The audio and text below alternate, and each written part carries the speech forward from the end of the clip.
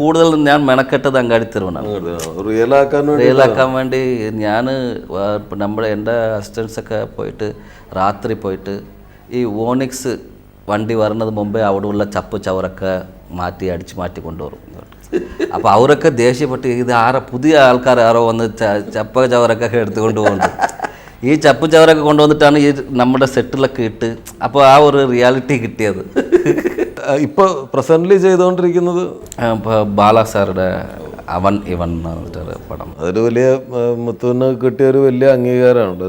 ബാലയെ പോലെ ഒരു മണി സാറ് ഒക്കെ മണിരത്നം സാറ് വരെ വലിയ റെസ്പെക്റ്റോടു കൂടി സംസാരിച്ച ഡയറക്ടറാണ്.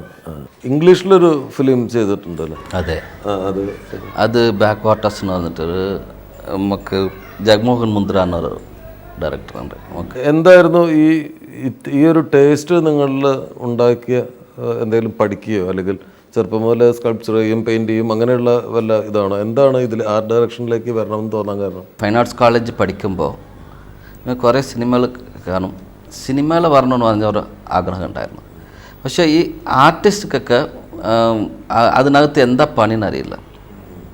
അപ്പോൾ ഒരു അറിയാനുള്ള ഒരു ക്യാമറമാൻ്റെ അസിസ്റ്റൻറ്റ് ഒരാളുടെ അടുത്ത് ചോദിച്ചു. ആദ്യം ഞാൻ കോയമ്പത്തൂരിൽ നിന്ന് മദ്രാസിലെ ഫൈൻ ആർട്സ് കോളേജ്, നാട് കോയമ്പത്തൂരാണ്, മദ്രാസിലെ ഫസ്റ്റ് ഇയർ വന്ന് ചേർന്നപ്പോൾ ഇതിൽ എന്താ ഓപ്പർച്യൂണിറ്റിന്ന്. അപ്പോൾ അയാൾ പറഞ്ഞ് പോസ്റ്റർ ഡിസൈനാണ്, സിനിമ പോസ്റ്റർ ഡിസൈൻ ചെയ്യാനൊക്കെ ആർട്ടിസ്റ്റിൻ്റെ ആവശ്യം ഉണ്ടാവുമെന്ന് പറഞ്ഞു.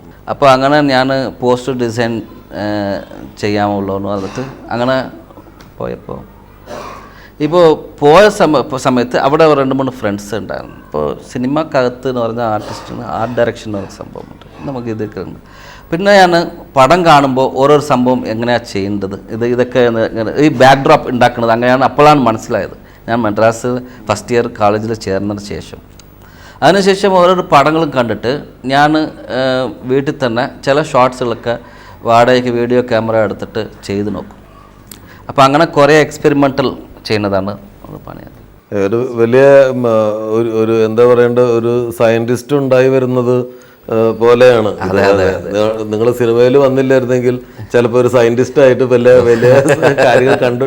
താങ്കളെപ്പോലുള്ള ആളുകൾ സിനിമയിൽ വരണം. അത് സിനിമയുടെ ക്വാളിറ്റിയും അതിൻ്റെ എന്താ പറയേണ്ട ഒരു ബ്രഹ്മാണ്ഡ സ്വഭാവവും ഒക്കെ ഉണ്ടാക്കാൻ സഹായിക്കും.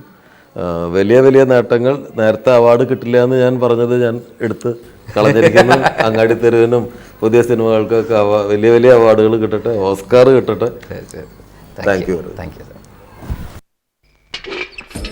ചിന്താവിഷ്ടയായ ശ്യാമളയിലും അങ്ങാടിത്തെരുവിലും ഒരു കലാസംവിധായകനെ തിരയുന്ന ആൾ നിരാശനാകും.